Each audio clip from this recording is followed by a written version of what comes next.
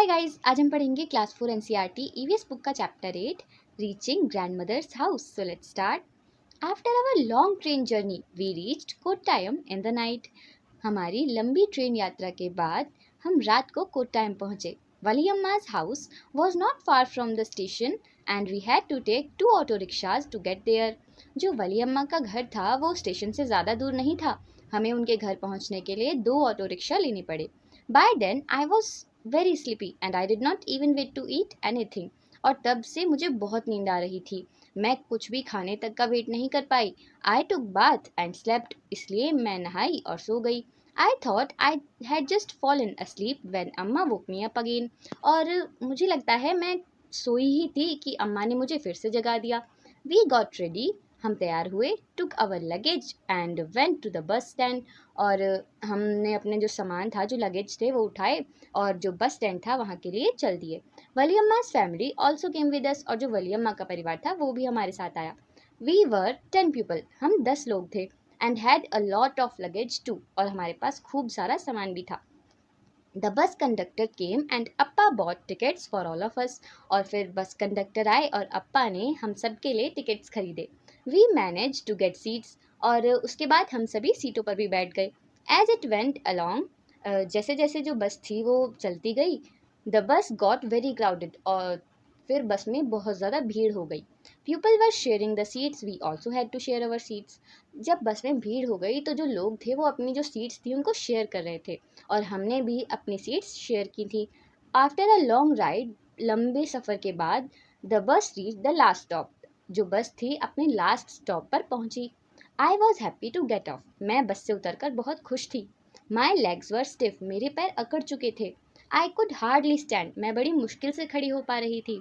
I thought that we had finally reach Ammu Amma's village. मैंने सोचा कि हम आखिरकार अम्मू अम्मा के गांव पहुंच गए हैं। बट नो, लेकिन नहीं। Our travel had not ended yet. हमारी जो यात्रा थी वो अभी ख़त्म नहीं हुई थी। The bus had dropped us by the water side. जो बस थी उसने हमें एक नदी के किनारे लाकर छोड़ दिया। Look, Amma pointed across the water, that is where we have to go.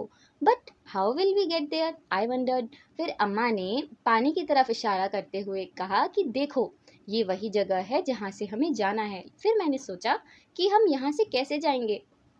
Just then, तभी I saw a boat coming. मैंने एक नाव को आते हुए देखा। देयर इज़ द फेरी, अम्मा सैड। सो अम्मा ने बताया कि ये फेरी है। Immediately a big crowd of people started getting off, school children, man, women, all with their own packets and luggage. और फिर जैसे ही जो फेरी थी वो रुकी, उसमें से एक बड़ी सी भीड़ उतरने लगी। और उसमें कौन कौन थे? स्कूल चिल्ड्रन थे, स्कूल के बच्चे थे और बहुत सारे लोग थे अपने सामान के साथ। अम्मा explained that the ferry was used by people to cross the water and reach the other side। फिर अम्मा ने समझाया कि जो फेरी है, जो नाव है, वो लोगों के द्वारा इस्तेमाल की जाती है पानी के एक पार से दूसरे पार जाने के लिए। As soon as the ferry got empty, the big rush started from our side। और जैसे ही जो फेरी थी वो खाली हुई, हमारी ओर से एक बड़ी सी भीड़ उस फेरी पर चढ़ने लगी। Everyone had to pay the fare before getting on। और उस नाव पर चढ़ने से पहले सभी को किराया देना था। Very soon the ferry was full। और जल्दी ही नाव भर गई। It started off again। और भरने के बाद ये फिर से चल पड़ी। I managed to get a place to stand along the railing। और मैं वहीं पास में एक रेलिंग के पास खड़ी रही। I saw the rippling of the still water as the ferry moved। और जब नाव चल रही थी तो जो पानी उछल रहा था मैं उसको देख रही थी। It was moving smoothly on the water. और जो नाव थी वो पानी पर बहुत स्मूथली चल रही थी। There were rows of coconut trees on the banks of the river. और जो रिवर थी, जो नदी थी, उसके किनारे पर मैंने बहुत सारी जो कोकोनट ट्रीज होते हैं, जो नारियल के पेड़ होते हैं, उनकी कतारें देखी, उनकी रोज देखी। I could see people fishing, washing, bathing and working along the banks. और मैं देख सकती थी लोगों को मछलियाँ पकड़ते हुए और अपने कपड़े धोते हुए, नहाते हुए और बहुत सारे काम करते हुए नदी के किनारे।